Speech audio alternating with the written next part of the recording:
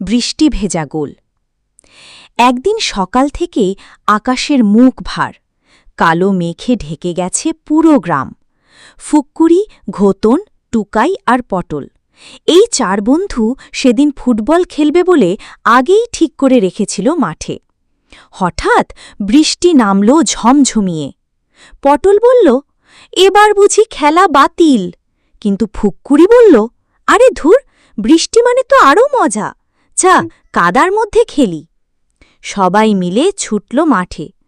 পুরো মাঠ তখন কাদা আর জল। বল গড়ালেই ছুপছপ, তারপর ছপাক। কেউ পড়ছে, কেউ পিছলে যাচ্ছে। ঘোতন গোল করতে গিয়ে বলের বদলে পা দিয়ে কাদা ঠেলল।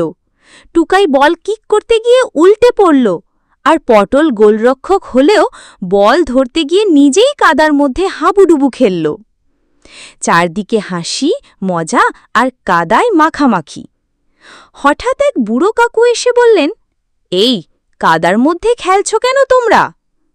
ফুক্কুরি হেসে বলল, কাকু, খেলা তো খেলা, বৃষ্টি মানে থেমে থাকা নয়। বুড়ো কাকু হেসে বললেন, তোমরা তো বৃষ্টির রাজা। তারপর থেকে গ্রামের সবাই বলতো, এই 4 জন যখন খেলতে নামে তখন রোদ হোক বা বৃষ্টি, মজা থামে না।